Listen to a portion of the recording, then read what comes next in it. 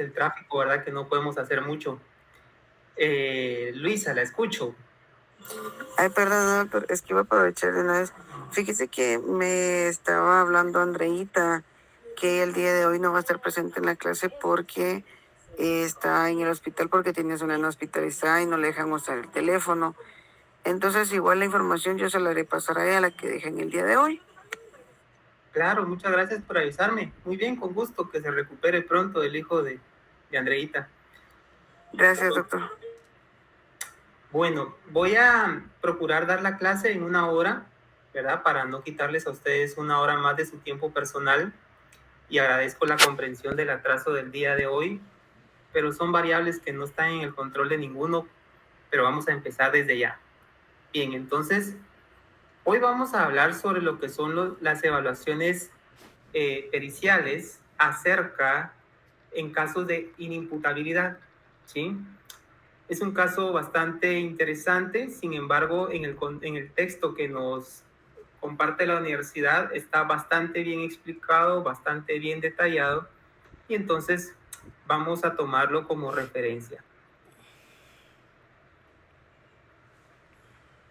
Bien, los objetivos que establece la universidad y el texto en general es de que debemos de conocer los conceptos básicos sobre inimputabilidad, ¿sí? Vamos a ver solo...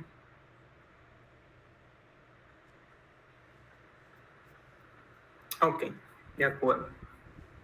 Posteriormente, los objetivos específicos es reconocer la fórmula biológica, psicológica y mixta de la inimputabilidad. Es una fórmula que hace referencia al final.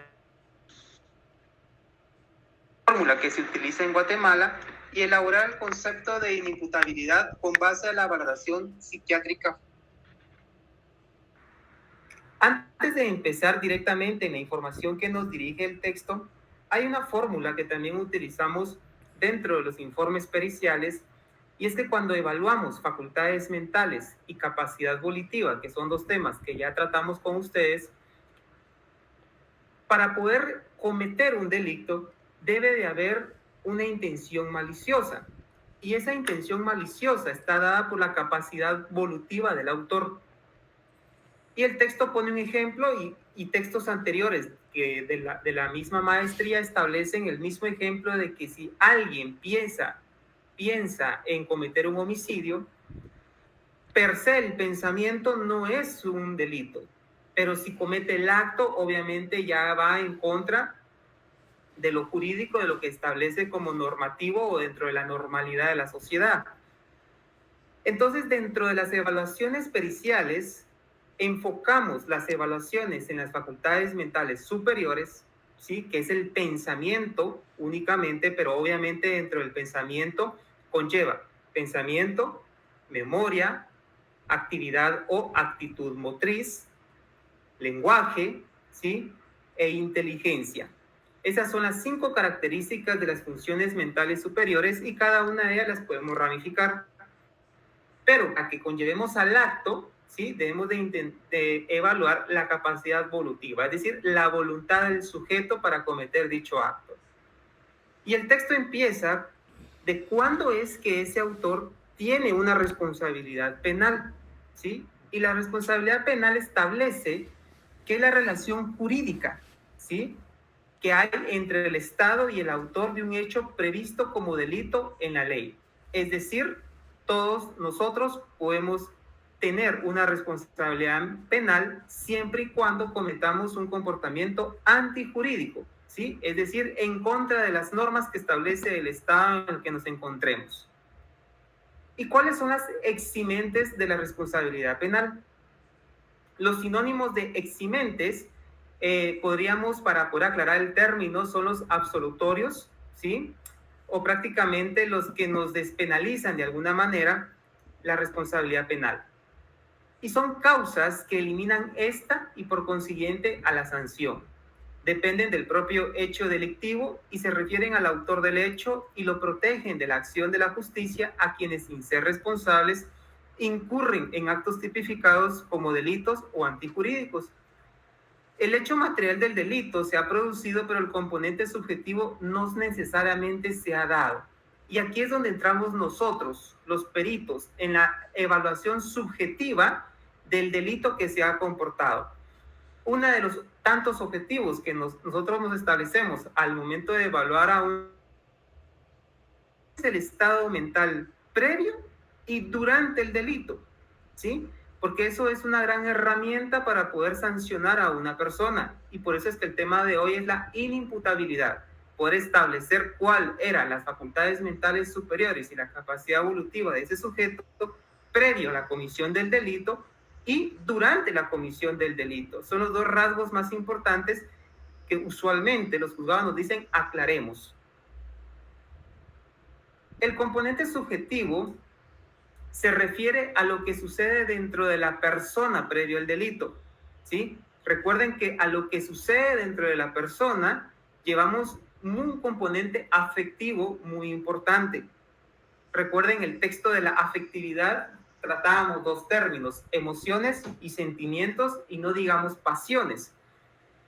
Dentro de cada persona existen deseos, planes, intenciones que no necesariamente se convierten en hechos y por lo tanto no necesariamente son delitos, pues quedan solo en la parte subjetiva de la persona.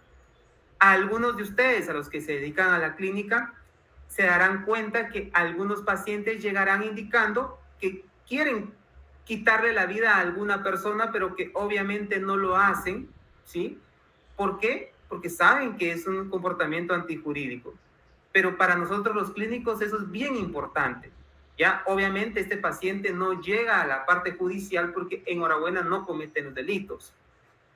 Yo el último caso clínico, no forense, tuve hace aproximadamente unos 2 meses de un sujeto de aproximadamente 40 años de edad, de sexo masculino, quien llegó y me dijo, doctor, estoy aquí porque quiero quitarle la vida a un diputado, ¿sí? Y me mencionó el nombre del diputado y tenían una relación indirecta. Y entonces cuando él me dice, esto lo vengo planificando, ya tengo los hechos de cómo voy a planificar todo lo que quiero hacer en contra de la vida de esa persona, pero yo sé que eso va en contra, primero, de mis principios y segundo, va en contra de lo que establece la sociedad como normal sano. Vamos a ver, dice Oscar. Sí, doctor, eso, buenas tardes. Eso lo envió el compañero Maynor Quiñones, que dice que te va a conectar un poco más tarde. Ok, perfecto. No tengan pena. Hoy todos estamos perdonados porque el culpable principal fui yo de empezar tarde. No sé. Pero voy a admitir a María Andrea. Muy bien. Entonces, este sujeto trabajamos, ¿sí? No solamente en fármacos para reducir la ideación homicida, porque hay medicamentos que así como ayudan en la ideación suicida, ayudan también en el componente homicida, porque tienen hasta cierto punto las mismas raíces dentro del componente o dentro de la esfera cognitiva, sino que también tratamos una intervención cognitivo-conductual para modificar ese pensamiento, pero también aplicamos un poquito de intervenciones integrales para identificar mi paciente que ese pensamiento forma parte de él y que no es un pensamiento ajeno a él, como normalmente lo suelen ver el componente cognitivo-conductual. Y pues enhorabuena, ahorita obviamente ya no tiene ideación homicida, él siempre mantuvo un insight en decir lo que estoy pensando es incorrecto y por eso no lo hago, pero cuando él consultó llegó a un punto donde él decía lo voy a hacer y entonces enhorabuena logró consultar. Es necesario considerar los factores que se involucran dentro de ellos, la necesidad, el deseo o la tentación para cometer el hecho ilícito de forma inicial y posteriormente se considerará el juicio moral que la persona pueda tener o no, la culpa a vencer que lo haga pasar o no a la acción y si esos factores sirven como barreras o impulsadores para que la persona, a pesar de las mismas, actúe o bien decida desistir de la comisión del hecho. Ejemplo con este mismo sujeto que les comparto que sucedió hace 2 meses. Obviamente dentro de las primeras consultas, dentro de la primera consulta evalué si había una peligrosidad, ¿sí? Un nivel de peligrosidad de ese sujeto, porque hay escalas que me miden la peligrosidad del sujeto, y la peligrosidad era alta en la primera consulta. Prácticamente el sujeto, el paciente me decía, si yo hoy no tengo una respuesta de esta consulta, ¿sí? Porque la estoy buscando, algo que me detenga, algo que confirme de que lo que estoy pensando es incorrecto, yo posiblemente mañana lo haría. Eso me lo dijo obviamente él, no en la primera consulta, sino que me lo dijo como a la quinta consulta. Pero la peligrosidad era alta en una primera instancia a tal punto de que yo le ofrecí internar a ese paciente porque no podía tener a un paciente con ideación homicida en libertad. Pero la familia tomó la responsabilidad del paciente, obviamente se tuvo que suspender de labores, que tomara su tiempo, la familia cuidando de él para evitar que esto llegara a cometerse un delito como tal. La segunda parte del delito, es decir, la conducta manifiesta por una acción o por una omisión, está íntimamente ligada al psiquismo, a la parte subjetiva, que es la esencia de ser o no autor de un delito. ¿Y cuál es ese componente cerebral que me frena automáticamente a cometer un delito? Porque yo puedo tener una función mental superior, entre comillas, conservada, puedo tener una intención volitiva, entre comillas, conservada, pero mi lóbulo frontal, ¿sí? Que es este grandote que tenemos y que se nos llama frente exteriormente a todos, es el freno inhibitorio por naturaleza que los seres humanos tenemos, ¿sí? Ejemplo, si a mí me pegan en el rostro, ¿sí? En algún momento, mi lóbulo frontal es el que al final de la línea recta, después de haber aplicado mis facultades mentales y mi capacidad volitiva, es quien me va a decir, oye, hágalo, hazlo o no lo hagas, o no lo hagas, ¿sí? Es el lóbulo frontal per se el que me va a decir sí o no, hazlo. Es la última barrera que nos detiene en hacer algo como tal, ¿sí? Entonces, es cuando ya se puede adentrar al estudio en circunstancias tales como hechos que, siendo similares a otros, requieren que la persona a quien se acusará tenga la capacidad de ser culpable. Aquí se incluyen factores tales como las variables de decisión, es decir, desistimiento, una resolución no delictiva o claramente delictiva, o la no capacidad para valorar estos aspectos, la conciencia de las causas y el claro juicio y establecimiento de consecuencias y motivaciones inmediatas, que serán parte, al final de cuentas, del honorable juzgador, quien dirá si hay una capacidad de ser culpable o no culpable. Recuerden que el perito, en mi caso, únicamente no nos dedicamos a decir culpable o no culpable, porque ese no es nuestro deber, sino que nosotros lo que hacemos es establecer, delimitar, determinar las facultades mentales previo y durante la comisión de un delito. Por eso es de que hay que tener cierta cautela, cierta precaución con las personas que tienen accidentes de tránsito y que el accidente de tránsito conlleva un trauma cráneoencefálico con lesiones que son irreversibles, porque usualmente algunas de estas personas quedan con cierta agresividad, ¿sí? Mal manejo de la ira, mal manejo de la frustración, y su lóbulo frontal, que es donde usualmente recibe el primer golpe, ¿sí? Porque recuerden que regularmente si la persona, dependiendo dónde haya sido el impacto, la cabeza latiguea, ¿sí? Y en ese latigueo, pues obviamente hay movimiento de la masa encefálica, y los dos lóbulos que chocan con nuestro cráneo es lóbulo frontal y lóbulo occipital, ¿sí? Pero el lóbulo frontal, al ser el de mayor volumen, ¿sí? Es el que mayor va a tener el impacto del movimiento de la masa cerebral, y por eso es que algunas de estas personas quedan con estas secuelas que son irreversibles, ¿sí? Más adelante en esta misma charla vamos a ver cuáles son algunas de las eximientes para determinar a alguien que no puede ser juzgado. Es posible considerar que para que se determine la existencia de inimputabilidad es imprescindible que se den algunas condiciones. Uno, el no desarrollo mental o el desarrollo mental incompleto, que es propio del niño, ¿sí? Una de las eximientes es menor de edad, ya lo decía un compañero en clases anteriores. y o la demostración médica de una desorganización psicológica. Aquí aparece la importancia de la valoración forense. ¿Por qué la demostración médica de la desorganización psicológica? Bueno, primero, porque obviamente si tenemos a una persona en un cuadro psicótico, y ya lo decía el texto también para quienes tuvieron la oportunidad de ya leerlo, ellos ponían el ejemplo de una persona con epilepsia. ¿Qué pasa en esa transición de normalidad, anormalidad y normalidad? Y obviamente en el proceso de anormalidad es que se comete el delito. ¿Qué pasa con algunas personas que tienen epilepsia y con algún tipo de epilepsia? Porque no todos tienen el mismo riesgo de desarrollar un cuadro psicótico. Pero pongamos el ejemplo más común, la epilepsia tónico-clónico generalizada se le llama. Es la que nos muestra las películas hollywoodenses donde la persona cae, ¿sí? Y tiene movimientos clónicos, ¿sí?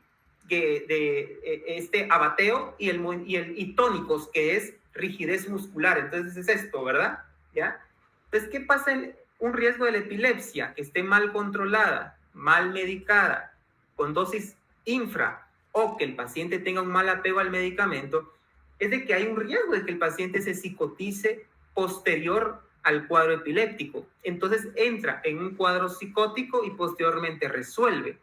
¿Qué pasa ahí? Y es una de las eximientes para ser inimputables, ¿sí? Cada persona es responsable de su propio comportamiento. La persona que delinque debe manifestar la conducta alterada como la expresión de una enfermedad. Es decir, la enfermedad debe borrar la personalidad socialmente funcional y no solamente manifestarse en una persona. ¿Cuáles son las enfermedades que van a... Tal vez no le definiría yo, no utilizaría el mismo concepto de borrar, ¿sí? Pero sí, ¿cuáles son las enfermedades que alteran mi personalidad? ¿Sí? Son las enfermedades del cuadro psicótico, ¿sí? Las enfermedades que están del lado neurótico no son inimputables, digámoslo así. Hay 3 diagnósticos que sí rayan el cuadro psicótico, ¿sí? Pero que están en la línea, ¿ya? En la línea que divide el máximo neurótico con el inicio de lo psicótico. Y esas 3 enfermedades son el trastorno de la personalidad borderline, ¿sí? El trastorno obsesivo-compulsivo y el trastorno de estrés postraumático, ¿sí? Es por eso que en Estados Unidos, donde es alta la prevalencia de los veteranos de guerra, muchos de ellos terminan o quitándose la vida o dañando a una tercera persona. Entonces son 3 diagnósticos que están rayando el cuadro de la psicosis, y entonces hay que tener mucha cautela con estos diagnósticos, y en mi opinión muy personal son de los 3 diagnósticos más complejos en aclarar si esa persona se encontraba en un cuadro psicótico durante la comisión de un delito. Ahora, el texto ponía otro ejemplo, la esquizofrenia, ¿sí? Pues la esquizofrenia, a pesar de que es como que el nombre, la etiqueta del cuadro psiquiátrico, la esquizofrenia es fácil de tratar, ¿sí? Obviamente para el paciente es una enfermedad molesta, es una enfermedad crónica, irreversible, y hasta cierto punto se deteriora a lo largo del tiempo. Pero para el psiquiatra tratar una esquizofrenia es más complejo tratar una depresión, ¿sí? Que tratar una esquizofrenia, ¿ya? Entonces la esquizofrenia hasta cierto punto, a pesar de que es el nombre referente a la psiquiatría, al que usualmente mal llamado le dicen loco, ¿sí? Es una de las enfermedades fácilmente de abordar. Entonces, como regla, cualquier fórmula penal de inimputabilidad debe cumplir con los siguientes aspectos. O sea, ¿qué características debe tener una persona para considerarse inimputable?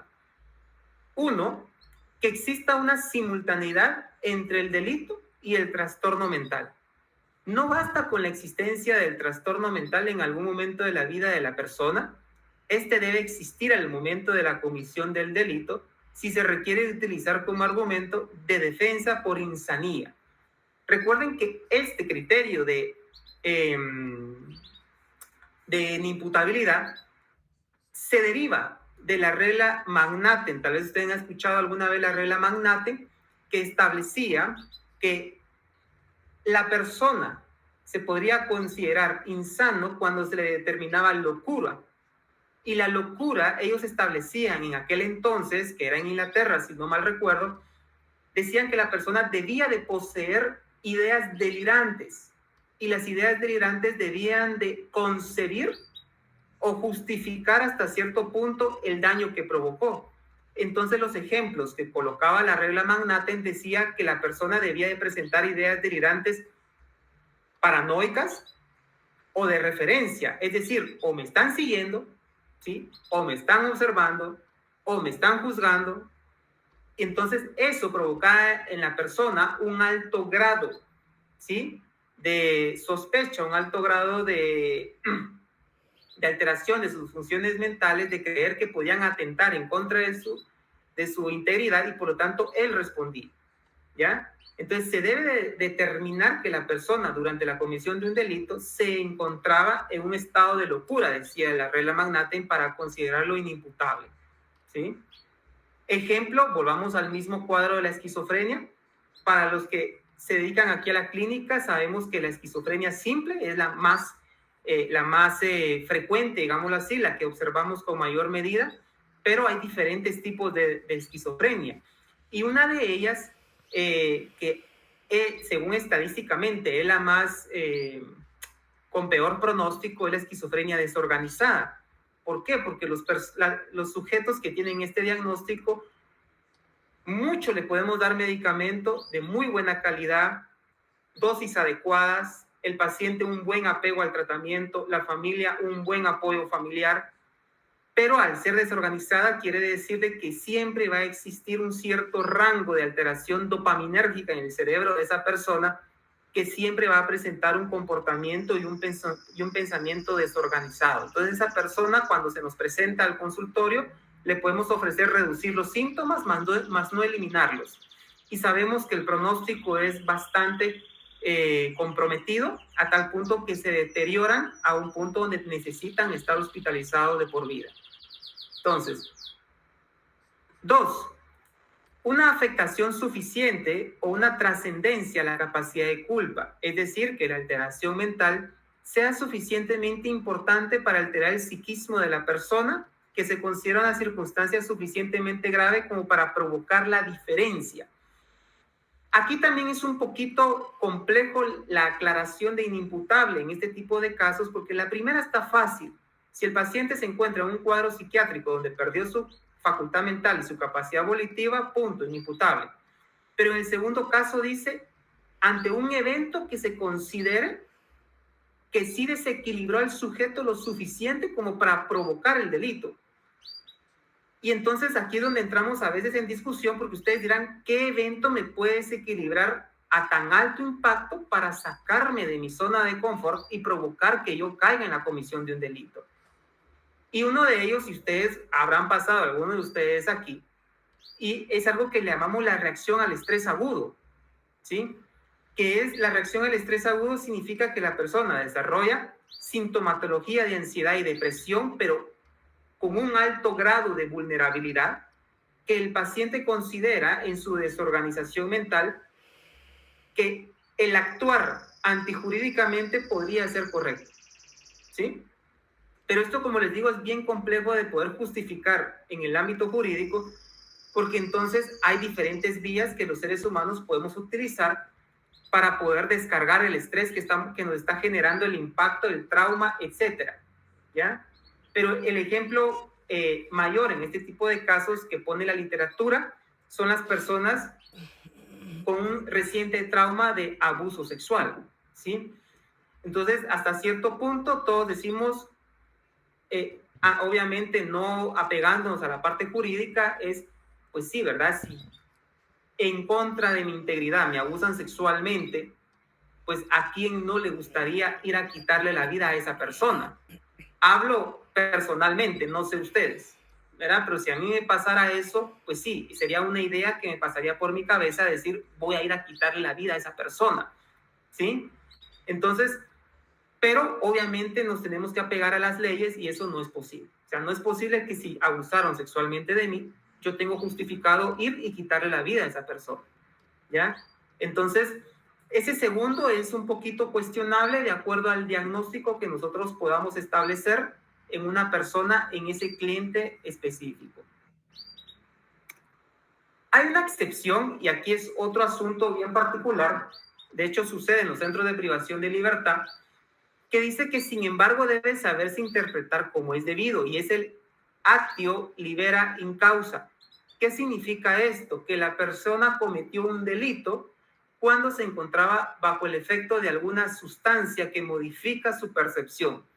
El ejemplo más común que pone el texto y las estadísticas es el alcohol, ¿sí? ¿Cómo puede alguien justificar que bajo efectos de alcohol, ¿sí?, perdió, digamos, hasta cierto punto la normalidad y pasó al término de la anormalidad para cometer un delito, ¿sí? En este caso no se les considera inimputables.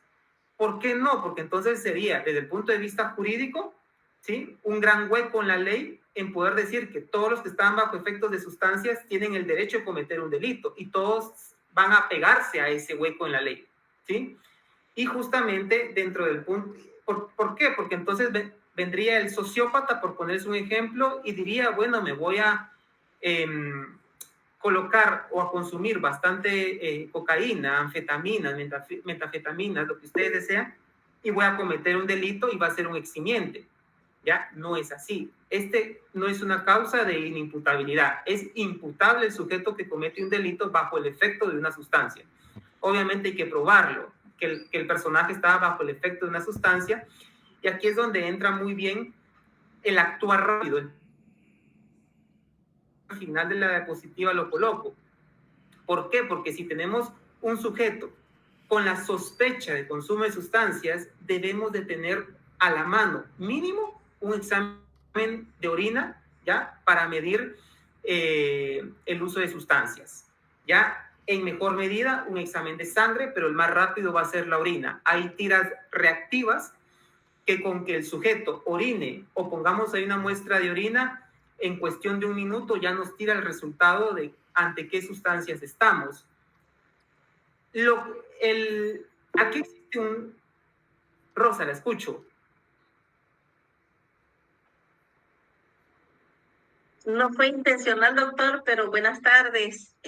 Aprovechando que se presionó el teclado. Bueno, doctor, una pregunta. En este caso, como el ejemplo que el documento tiene ahí, Sí. el hijo de Sam y David, si no mal estoy, ¿verdad? Es la persona, el personaje. Sí, así es. Entonces, doctor, hice la lectura y pues al parecer tuvo una niñez bastante saludable, lo más normal posible, pero había como en la etapa de la niñez, ¿verdad? Los propios papás adoptivos decían de que no sabían el origen de la conducta en este caso de David, que era así un niño bastante lleno de impulsividad e ira. Sí. Entonces, ¿cuál sería su punto de vista? Entonces, doctor, porque sería una lesión, pudo haber sido durante su nacimiento o algo así, no, o sea, ¿cuál fue el origen? Disculpe, doctor. Claro. Bueno, en trastornos del niño, cuando se nos presenta un niño, en este caso, el caso clínico o cualquier otro niño, ¿sí?, debemos de definir el diagnóstico en base a o un cuadro médico u orgánico, como decía usted, Rosa, algún daño, alguna lesión que haya provocado que ese niño tenga un comportamiento aversivo, o la otra gran rama, que es un cuadro psiquiátrico, que es donde entran la gran parte dentro de los trastornos de la conducta, ¿sí?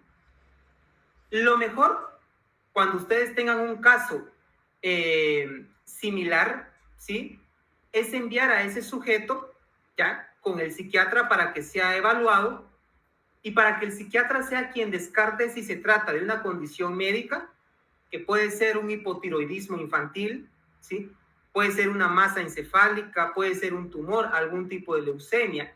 Hay una gran variedad de enfermedades médicas que nos pueden provocar alteración del comportamiento y de la conciencia, o nos vamos al cuadro psiquiátrico, que ya hablamos de un trastorno por déficit de atención e hiperactividad, un trastorno explosivo intermitente, un negativista desafiante, ¿sí? Un trastorno de la conducta pura, un trastorno disocial y todas sus variantes, ¿sí? De trastorno del comportamiento, o, ¿sí? No hay que olvidar también las condiciones que son hereditarias de nacimiento o congénitas, ¿sí? Que es el otro gran grupo donde entra el espectro del autismo, ¿ya? Que ahora se involucra ahí lo que es el síndrome de Down, la discapacidad intelectual, ¿ya? Tenemos que también considerarlas en este tipo de personajes. Ahora, ¿qué pasa cuando un niño tiene problemas de comportamiento en una cultura como en la que nosotros vivimos? Hoy en día existen dos grandes orientaciones. Si estamos en el interior de la República, pues la gran mayoría pasa desapercibido, ¿sí? Pero si estamos en el centro, en la ciudad, ¿qué es lo que pasa? Que hoy en día las clínicas de los neurólogos infantiles, porque es más fácil ir con un neurólogo infantil que con un psiquiatra, están llenas de padres diciendo mi hijo se comporta mal, ¿sí? Entonces, yo hablando con algunos neurólogos infantiles, me decían ellos, ya no quieren que molesten los niños, ya solo los quieren ver pues sentaditos con el celular en el sillón, ¿verdad? Viendo la televisión o con una tablet, y ya no los dejan ser niños, ¿sí? Y entonces muchos de ellos terminan medicados y muchas veces injustificadamente. Eso en Guatemala todavía le ponemos un alto, pero les voy a ser honesto, a mí me ha tocado atender 2 niños por debajo de los 10 años de edad que se han desenvuelto en esos 10 años de vida en Estados Unidos, y cuando vienen aquí a Guatemala ya vienen con tratamientos, medicamentos psiquiátricos súper altos. Les pongo un ejemplo, la risperidona, que es un medicamento que aquí en Guatemala usamos 1, 2, 3, 4 miligramos. Uno de ellos venía con 10 miligramos de risperidona y la mamá me decía, o me da la receta porque eso es lo que el psiquiatra de allá de Estados Unidos le tenía y es lo único que lo mantiene medio tranquilo, ¿sí? Medio tranquilo. Ustedes hubieran visto al niño, parecía momia, por no causar daño psicológico, pero el niño estaba adormitado todo el tiempo, así lo quería la mamá, ¿ya? Entonces, cuando comenzamos a bajar la dosis de risperidona, porque obviamente no me presté a un comportamiento como estos, el niño fue despertando, fue jugando, la familia me grabó videos de cómo se comportaba él a escondidas de la madre, y el niño era un niño prácticamente, como ustedes lo esperan.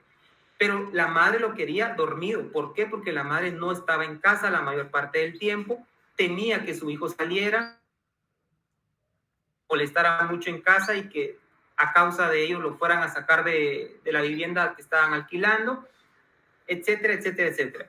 Y el otro niño que les comento venía con un diagnóstico de déficit de atención e hiperactividad, igual con dosis más altas de lo que correspondía para su peso, pero eso no me asusta porque sé que en Estados Unidos son agresivos para tratar farmacológicamente, ¿sí? Allá pierden un poco el miedo los psiquiatras porque ese es su método de enseñanza. Aquí en Guatemala somos más reservados, más hasta cierto punto cariñosos para tratar a los pacientes psiquiátricamente, pero el niño venía con dosis súper altas de medicamentos porque hasta cierto punto lo que buscan es que el niño se mantenga down, así le llaman los dos padres, ¿verdad? Yo lo quiero down todo el día, me decían, ¿verdad? Entonces, es complejo, Rosa, poder establecer el diagnóstico en un niño como tal, de acuerdo al comportamiento que tenga. Lo primero que hay que hacer es descartar causas médicas, porque es lo que sí me puede conllevar a que el niño pierda la vida por una condición médica. Ahora, una condición psíquica no pierde la vida, porque pues las enfermedades psiquiátricas, a menos que se presente un comportamiento suicida, pueden perder la vida, pero que mueran de ansiedad, no. Se siente morir de ansiedad, sí, pero no mueren de ansiedad, ¿sí? Entonces, el actio libera en causa es lo que yo les explicaba en términos muy generales, es alguien que está bajo efectos de sustancias, no se le considera inimputable, ¿sí? Supongamos que ese sujeto, porque aquí es otra batalla legal.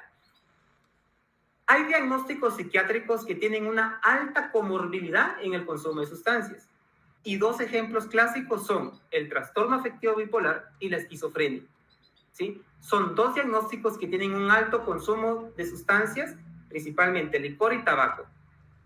¿Qué pasa si este sujeto se establece que estaba bajo efectos de sustancia al momento de cometer el delito, pero el paciente tiene el antecedente de un cuadro bipolar o tiene el antecedente de un cuadro de esquizofrenia? Pues aquí se vuelve interesante el caso, ¿sí? Porque entonces hay que delimitar, en el caso del bipolar, que no haya venido desarrollando un cuadro de hipomanía, como le llamamos, o un cuadro de manía, ¿sí? Y en el esquizofrénico hay que delimitar que esa persona no haya venido teniendo o ya entrando en un cuadro psicótico y que aumentó el consumo de sustancias y que eso haya causado mayor alteración de la sensopercepción a tal punto de cometer un delito.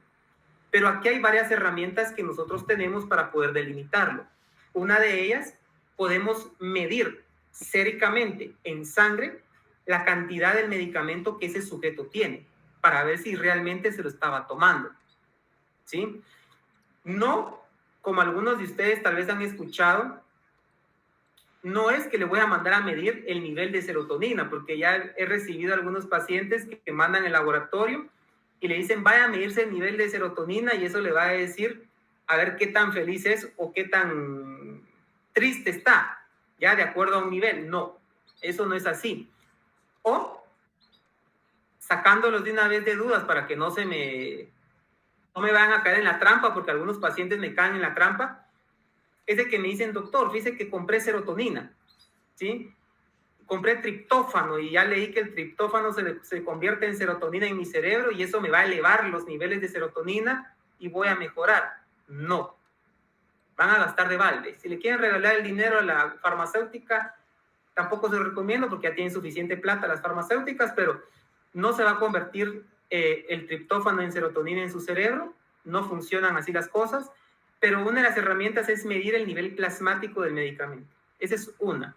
Dos, obviamente, en los antecedentes familiares, ¿sí? Si es que hay familia, ¿ya? Y entonces ya se hace una investigación exhaustiva de que si ese paciente había estado ya entrando en un cuadro psiquiátrico y que eso lo conllevó a una comorbilidad en el consumo de sustancias y que eso lo llevó a la comisión de un delito. Había que aclarar qué lo llevó, si el consumo de sustancias como comorbilidad o el diagnóstico psiquiátrico primario.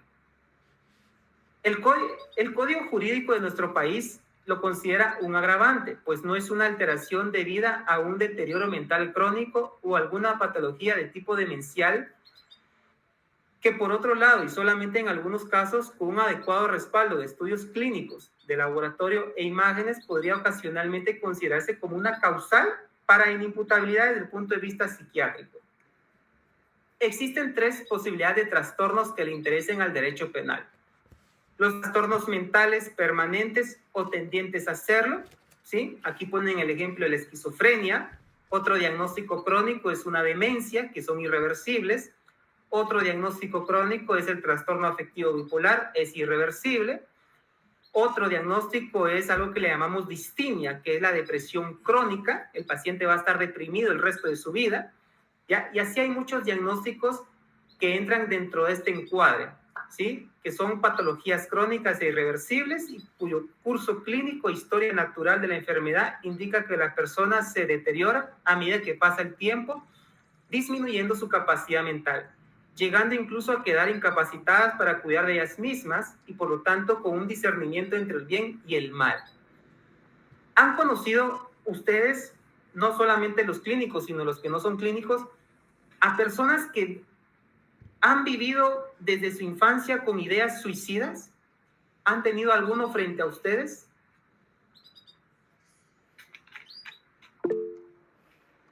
Aura, usted ha estado frente a uno de ese tipo de personas. ¿Nos quiere contar su experiencia o se lo quiere reservar?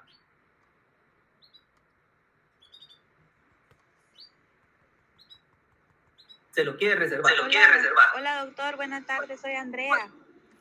Fíjese que yo estoy aquí con mi bebé en el hospital, entonces pues estoy medio poniendo atención, pero pues ahorita hablando con las madres que tienen aquí a sus bebés, sí me topé con una madre que está en ese proceso.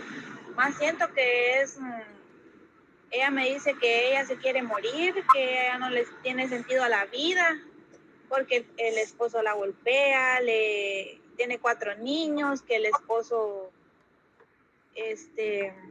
a él lo operaron del riñón, entonces él ya no puede trabajar, que supuestamente lo suspendieron por 3 años, entonces ella se dedica a trabajar.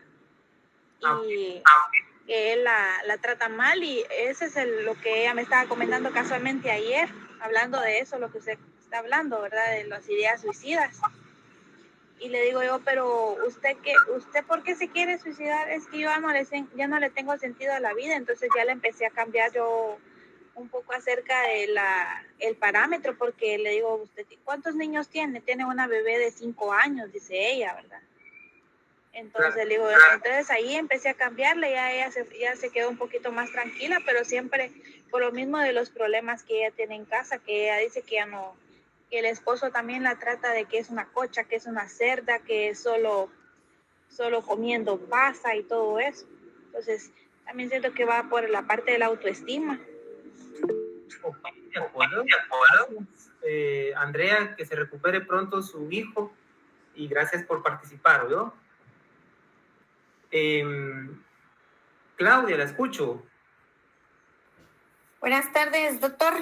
Fíjese que sí, tuve muy de cerca un caso similar que yo lo observé.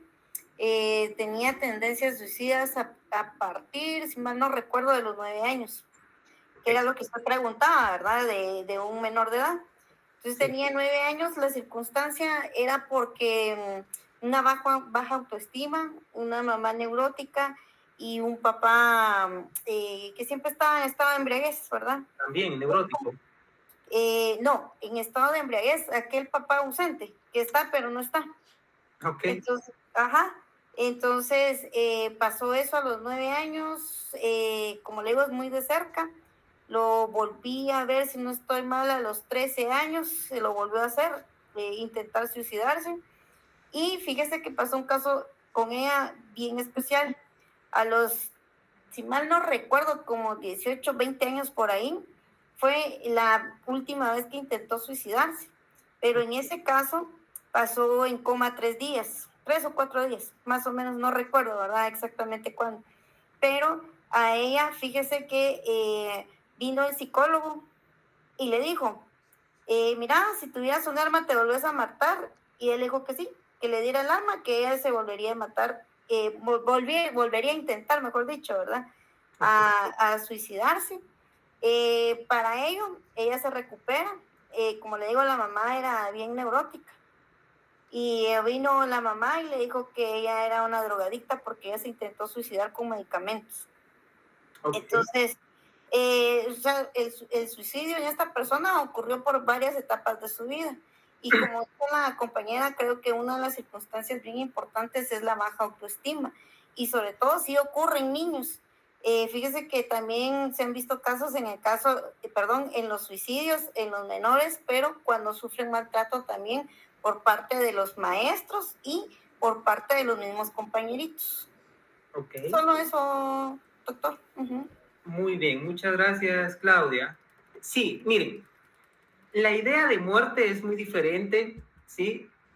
A el querer o la tentativa de suicidio. La idea de muerte la podemos tener todos aquí. Y estoy casi seguro que todos aquí presentes en algún momento de nuestra vida ha pasado la idea de muerte, no de quitarnos la vida, que es diferente.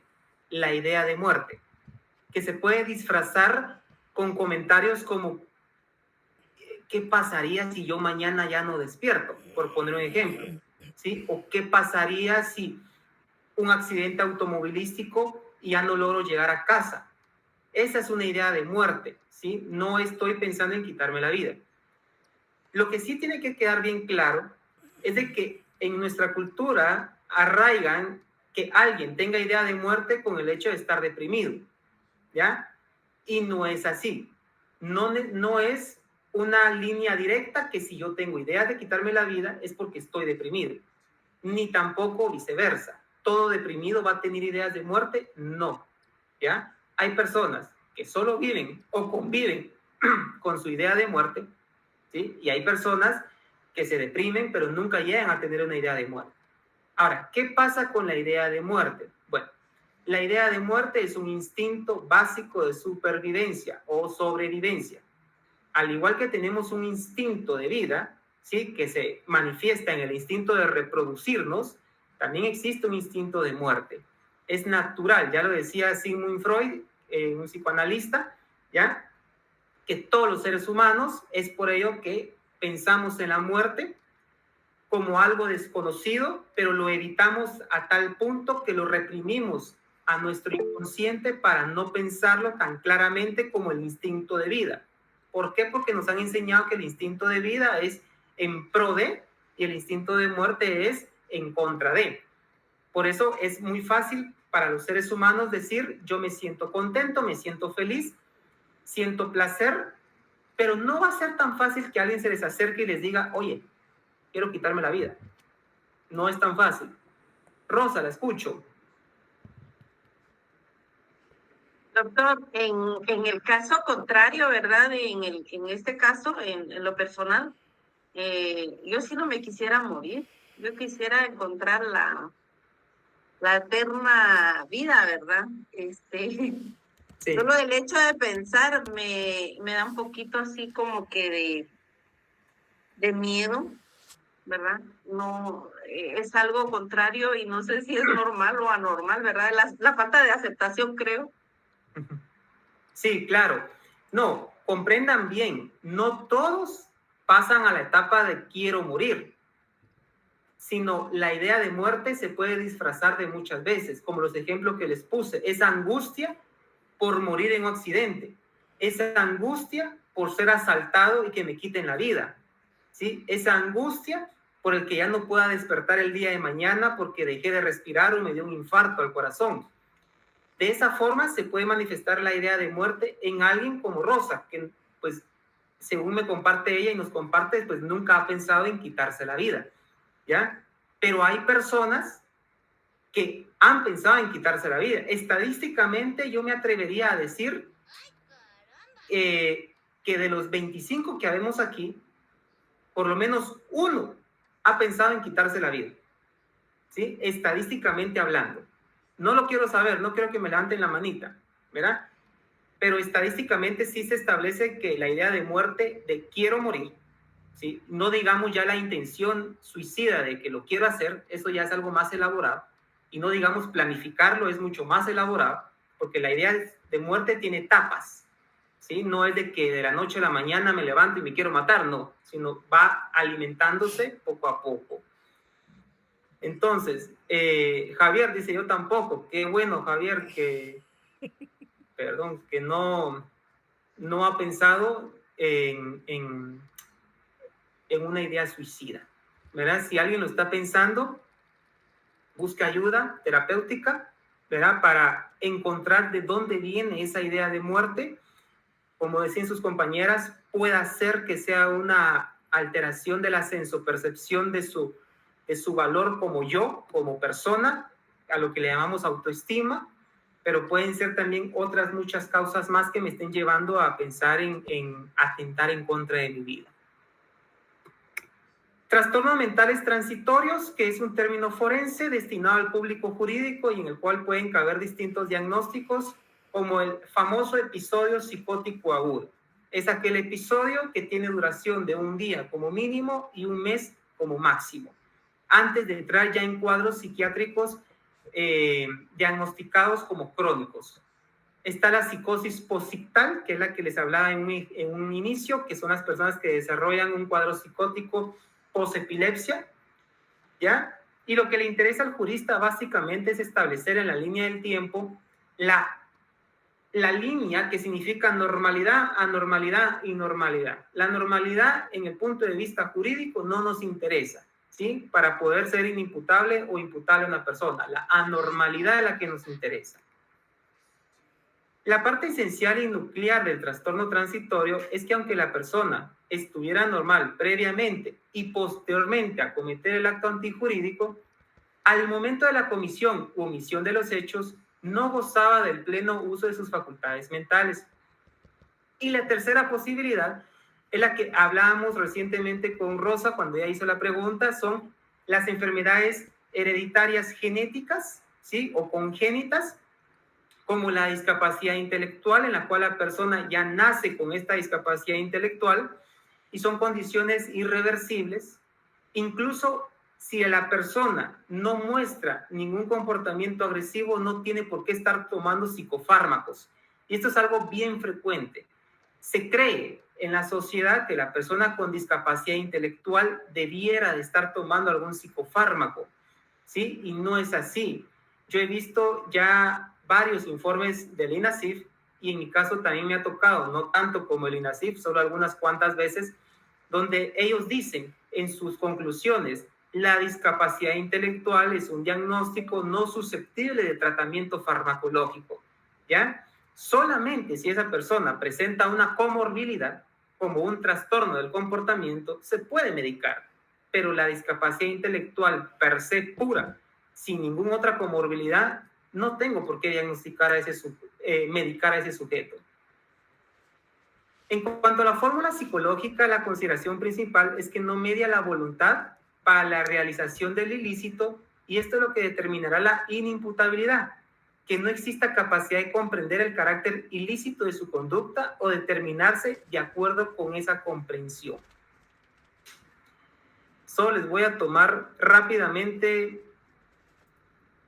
asistencia.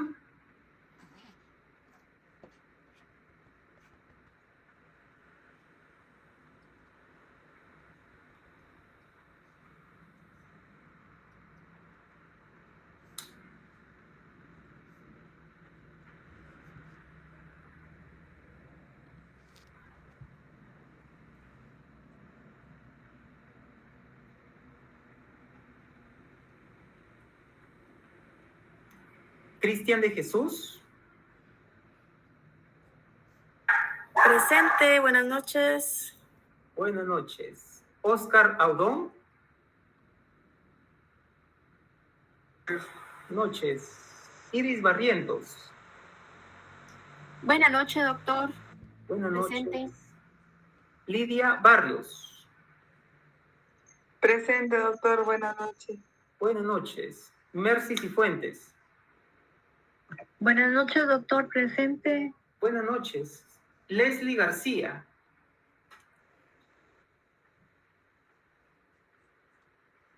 Ok. Javier ya lo ubiqué, ¿sí? Aníbal López.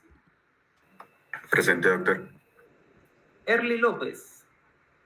Presente, doctor. Buenas noches. Buenas noches. Rosa también ya la tengo ubicada, gracias. Mayra también ya me di cuenta que se conectó. Cecilia Pop. Buenas noches, doctor. Presente. Buenas noches. Graciela Raimundo. Buenas noches, doctor. Presente. Buenas noches. Fernanda Reina. Presente, buenas noches. Buenas noches. Mildred Ruiz. Presente, feliz noche. Buenas noches. Víctor Mejía. Presente, doc. Buenas noches. Buenas noches. Glenda Tobar. Presente, doctor. Buenas noches. Buenas noches. Dulce Llanes.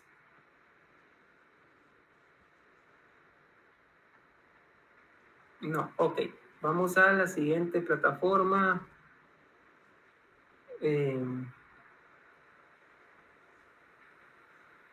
Bueno, María Andrea, ya vi que se conectó.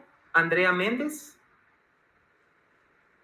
Buenas noches, doctor. Perdón porque estoy en el hospital. Perdón, lamento llamarle, ya sabía quién era. Kendra Mendoza. Presente, doctor. Buenas noches. Buenas noches. Luisa Navas. Margarita Bejarano. Buenas noches, doctor. Presente. Buenas noches. Karina Pérez. Presente, doctor. Buenas noches. Buenas noches. Y Claudia Salazar también ya la ubico. Y nos vamos con el último joven, que es el que está solo en la plataforma.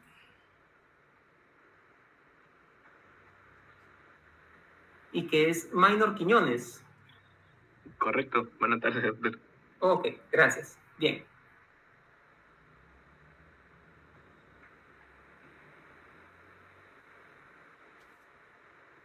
Muy bien.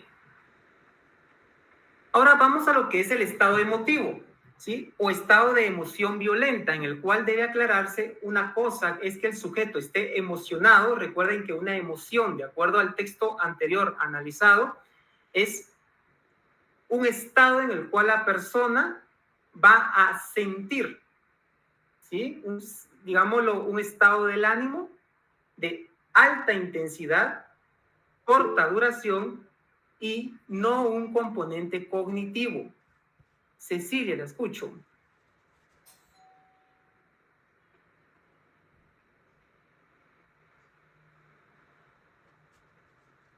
Cecilia, no, ok. Entonces, y otra muy distinta es la de que su hecho merezca ser excusado para constituir el supuesto de atenuación previsto por la norma sustantiva. Deben consignarse las alteraciones corporales. Recuerden que cuando ustedes tienen una emoción, al ser de alta intensidad, corta duración y sin un componente cognitivo, debe de haber un componente corporal en el cual ustedes sienten ya sea el nudo en la garganta, la taquicardia, el ataque de ansiedad, la falta de respiración, el temblor. Pueden ser diferentes manifestaciones corporales las que puede ocasionar esa emoción. Sin que sobremencionar, este tipo de emoción no es aquella propia y ordinaria de todo ser humano que atraviesa una circunstancia fuertemente conmovedora. La violenta emoción legalmente consagrada se caracteriza por una intensísima conmoción del ánimo, que más allá de inferir en la acción humana, suele desordenar los comportamientos, diluyendo la capacidad inhibitoria de los frenos naturalmente genuinos o culturalmente adquiridos.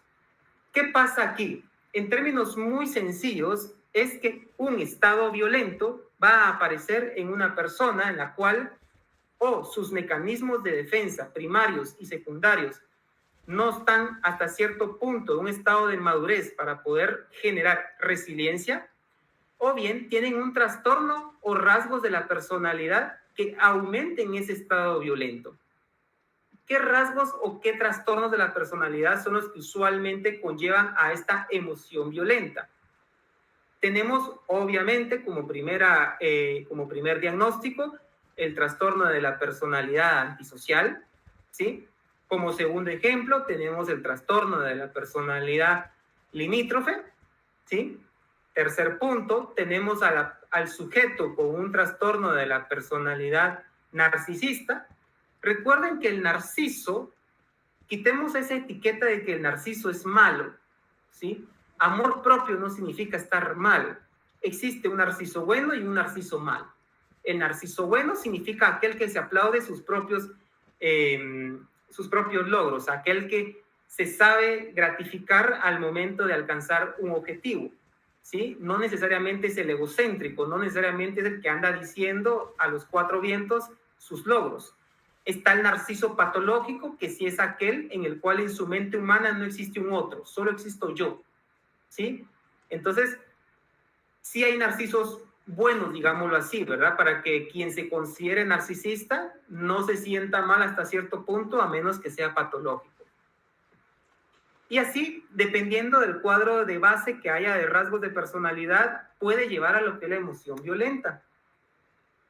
Después aparecen los síntomas psíquicos, o sea, dentro de la emoción violenta, a partir de los cuales se producen los desajustes valorativos de la emergencia en relación con el cuadro circundante vivido y los frenos inhibitorios desacomodados en relación a valores. Es decir, que pueda constatarse la existencia de un hecho de aquellos que en el acontecer ordinario de las cosas son generadoras de una emoción violenta, de una emoción superior a la que de por sí es propia de suponer en todo aquel que mata. En Guatemala, la inimputabilidad está definida en artículo 23 del Código Procesal Penal e indica: no es imputable el menor de edad. 2, quien en el momento de la acción u omisión no posea, a causa de una enfermedad mental, que era lo que hablábamos anteriormente, de desarrollo psíquico incompleto o retardo o de un trastorno mental transitorio, de la capacidad de comprender el carácter ilícito del hecho o de determinarse de acuerdo con esa comprensión, salvo que el trastorno mental transitorio haya sido buscado de propósito por el agente, como en el caso que hablábamos de quien consume una sustancia para alterar sus funciones mentales superiores. La fórmula biológica, quien en el momento de la acción u omisión no posea a causa de una enfermedad mental, hablando terminología médica de desarrollo psíquico incompleto o retardo, y la fórmula psicológica, que es la capacidad de comprender el carácter ilícito del hecho o determinarse de acuerdo con esa comprensión. Y habla de lo que es el actio libera en causa, ¿verdad? Quien consume una sustancia con el objetivo de trastornarse. Está el internamiento en el artículo 89, que es cuando un inimputable de los comprendidos en el inciso segundo del artículo 23 cometa un hecho que la ley califique de delito. Se ordenará su internación en un establecimiento psiquiátrico hasta que por resolución judicial dictada con base en dictámenes periciales pueda modificarse la medida o revocarse si cesó el estado de peligro del sujeto. Modificación de medidas, muy similar a la anterior, cuando ya, de acuerdo a los informes periciales, ese sujeto, de acuerdo, haya evolucionado o involucionado en su trastorno psiquiátrico. Y la libertad vigilada, que no tendrá carácter de custodia, sino de protección, y consiste para los enfermos mentales, toxicómanos o ebrios habituales, en confiarlos al cuidado de su familia bajo la inspección inmediata del patronato de cárceles y liberados o la institución que haga sus veces, que le ejercerá en la forma y por los medios que estime conveniente. En el caso de adultos, no se cumple, pero en el caso de menores de edad, sí. En el caso de menores de edad, los menores de edad deben de continuar tomando su medicamento e incluso hay algunos casos, bastantes diría yo, que si la familia no puede proveerles de medicamento, los juzgados ordenan a las instituciones que están a cargo del menor de edad poder seguir adquiriendo el medicamento y que se lo sigan proveyendo. ¿Sí? Esto todo obviamente con el objetivo de la protección de ellos y de terceras personas. Determinar el estado mental del acusado al momento de ejecutar la acción delictiva. Para arribar a este extremo debe contar con toda la información procesalmente conocida, el perito debe conocer el delito, realizar la pericia lo más pronto posible para detectar el consumo de sustancias. Obviamente, para no caer también en un cuadro ético, mucho cuidado aquí, ¿verdad? Una de las preguntas que suelen hacer es, ¿debo de colocar a la persona en locura cuando se encuentra en un trastorno mental?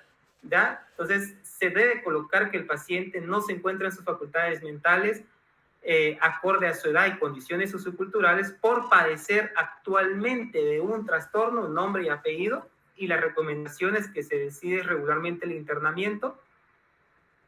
Ubicar retrospectivamente al acusado en el momento de un interés penal, al momento de comisión del delito, y argumentar con base al mismo y distinguir si hay certeza, probabilidad o posibilidad, diferenciar entre influencia y causalidad, y si la persona posee características mentales que hacen que sea probable su inimputabilidad. Y esta es la última diapositiva, si no estoy mal, y a preguntas o dudas que ustedes tengan.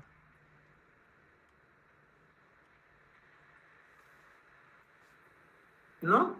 Ok, perfecto. Solo para los que aún no han visto, ya les dejé una cuarta tarea. Justamente con esa ustedes ya completan los 40 puntos de zona.